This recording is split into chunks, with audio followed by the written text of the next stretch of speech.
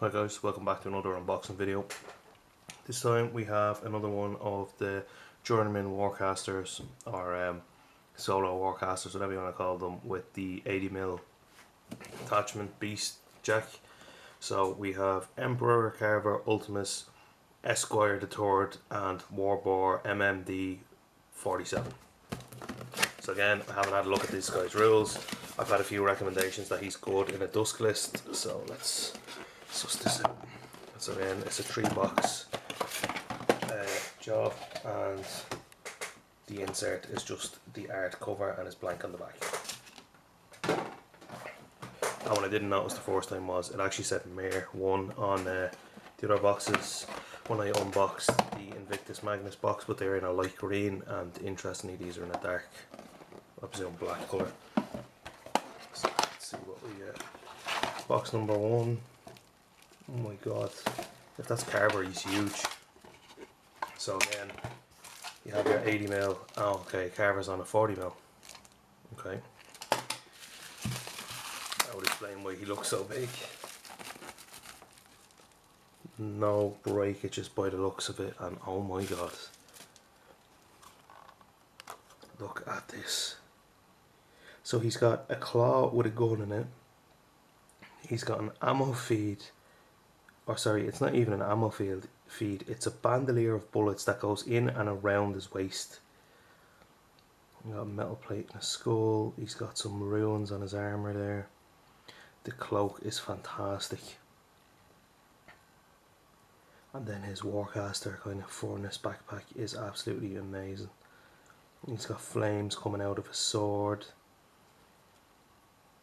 Jeez, he's a very, very nice model. He's got some defined little pecs in there, if you can see them. There you go. So yeah, absolute, look at the head. He's a beauty. And he's got some trophy heads on his back rack, or spike rack, I don't know what you want to call it, but man, he is gorgeous. He's got a little backpack then. Actually, that's not a backpack, that's the boiler for his warjack power thing. That looks like an elf. He's got elf ears there, see him? Okay, so that means that the Boar MMD47, whatever he's called, is in 2 boxes. So this is the first thing here.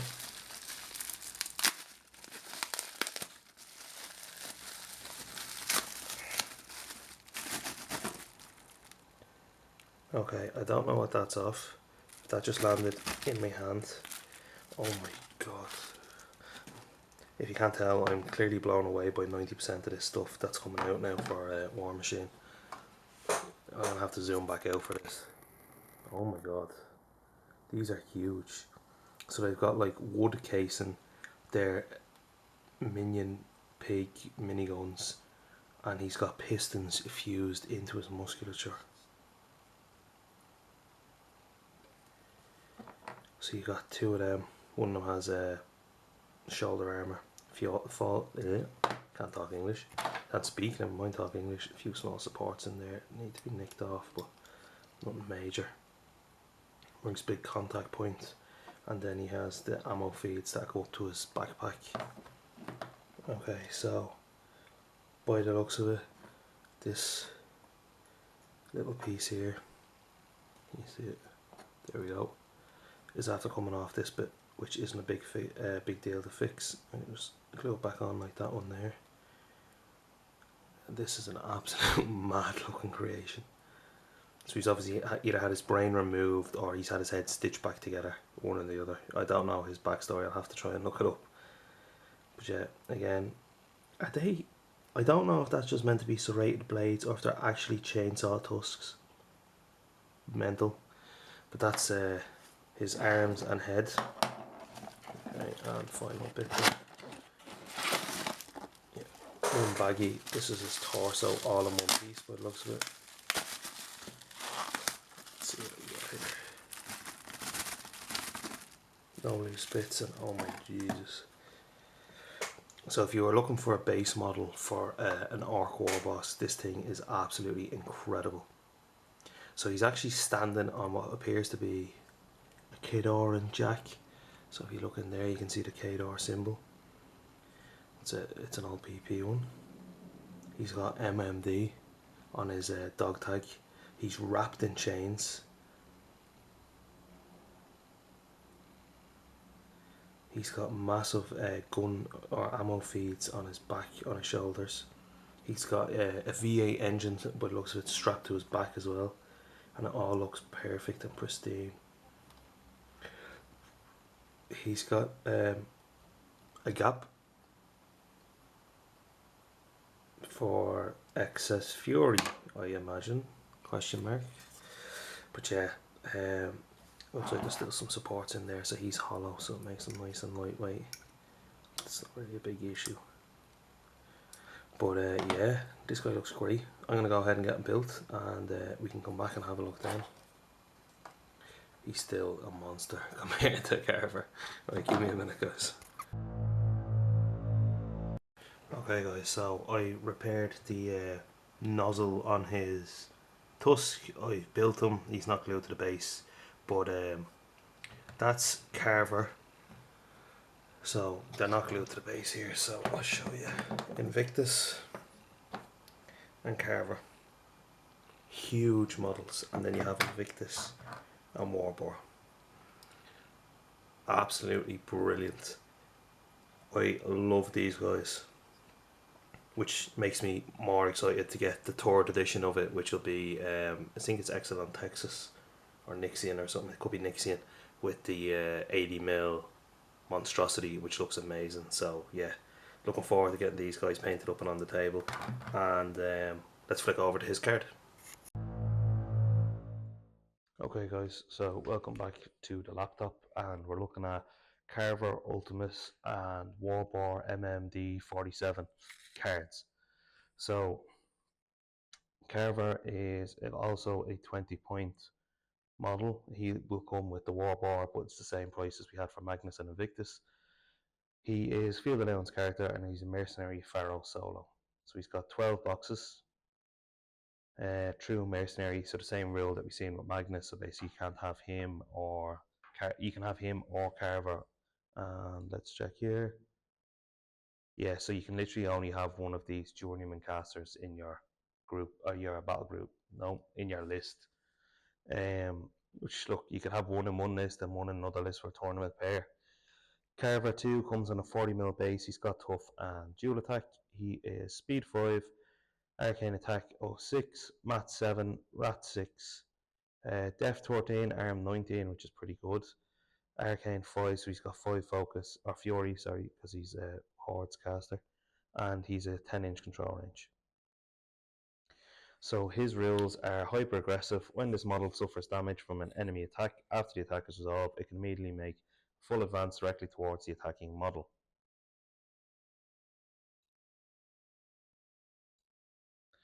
He's a lesser warlock, so this model is not a warlock or leader, but has the following warlock special rules: battle group controller, fury, manipulation, healing, spellcaster, and transferring damage. This model must have at least one war beast in his battle group at the start of the game, and then he has the limited battle group, so the only war beast he can have is Warboar MMD47. Okay, so he's got one shooting attack. It is a double barrel scatter gun. It's rat 6, spray 6, rate of fire 2, POW 12 pistol, and he's got both barrels, which is a special attack. This model gains +4 to the damage roll for this attack. The model cannot make additional range attacks with this weapon during an activation. It makes a both barrels attack. So if you use the star action, you go up to power 16 basically. Not bad. Hand of God Almighty is one of his melee weapons. It's a magical continuous fire, and it's mat 7, range 2, POW 15, which isn't too bad. And then he has Swine Ripper, is a mat 7, range 1, POW 13 weapon, and it's got crit pitch. On a critical hit against a model with an equal or smaller base, the model hit can be thrown d6 inches directly away from this model. The power of collateral damage is equal to the power of this attack. Okay, so he's got two okay weapons there. I like the Hand of God Almighty. It's power 15, continuous fire, so he's good into infantry with this. And the bow barrels thing is pretty good as well with +4 damage. But let's see what we have spell-wise. So batten down the hatches, it's Arcane 6, it costs 3 Fury. I have to think there because I'm just playing Warmachine, not Hordes. Range is self, area is control, and it's a round spell, not offensive. While in the spellcaster's control range, models in its battle group cannot be knocked down and gain +3 arm and suffer -2 death. Batten down the hatches lasts for 1 round. So if you know Warbar is going to be in combat, or your opponent's going to make a run to try and get rid of him, you can cast this. He'll be easier to hit but harder to damage. Quagmire. Arcane 6, cost 2 Fury, range 6, and it is an upkeep spell. It's not offensive, so while base to base with target friendly faction model or unit, enemy models suffer -2 death and cannot advance. That's good. Okay, -2 death is pretty decent, especially if you're going into some high def infantry or solos that you want to remove. And then his last spell is his nuke, it's Torment. So Arcane 6, cost 2, it's range 10, power 12. It is a round and offensive. So Torment, when a model is damaged by Torment for 1 round, it loses tough, cannot remove damage, and cannot transfer damage. So you want to be putting that on casters. Mainly Warlocks, I'd say, for getting rid of the transfer damage. That's pretty decent. Let's have a look at Boar MMD47. So Carver has no ability there to bump this guy's speed. Okay, so you're coming in with 35 boxes, and then you have your mind, body, and spirit spirals. Companion Carver Ultimus. This model is included in any army that includes Carver Ultimus. Carver is destroyed, removed from play. Remove this model from play. This model is part of Carver's battle group. MMD47-1. So again, we are looking at loads of stuff here.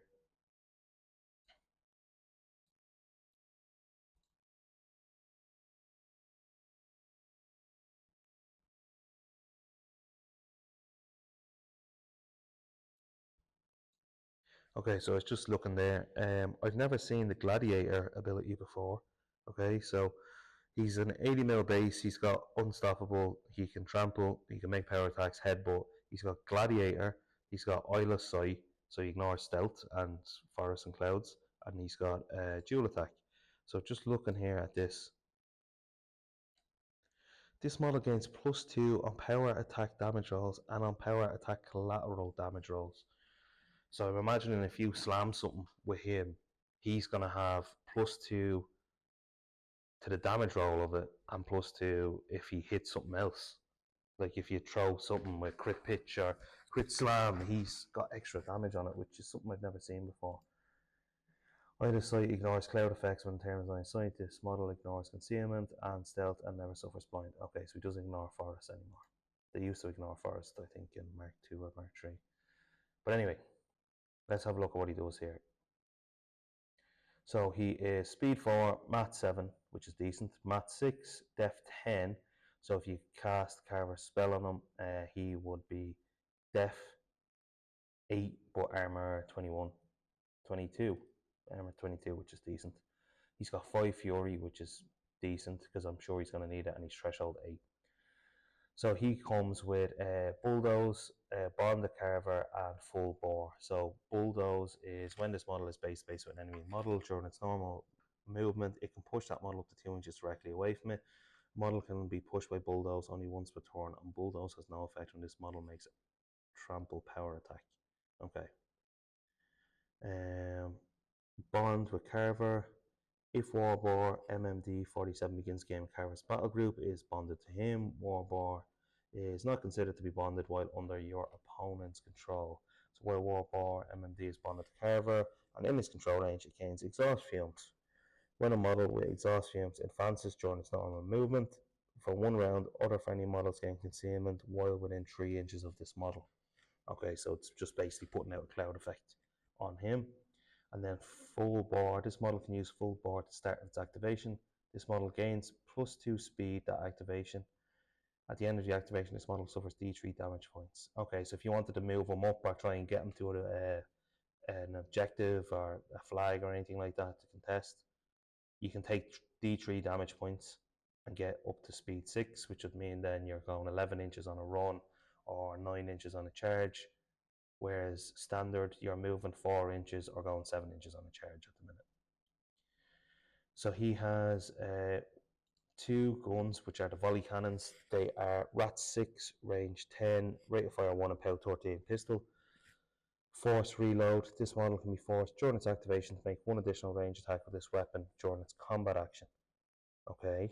Volume fire again, +1 to attack and damage rolls with this weapon against medium base models, and +2 to attack and damage rolls against larger base models.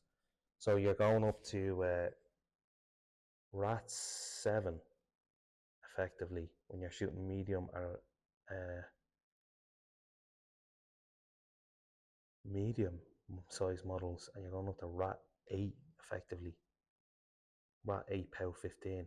So you can reload once with this, and you have 2 guns. So you could effectively put out 40 shots a turn that are going to be +2 rat, +2 damage against, +2 to your attack roll, which is basically +2 rat.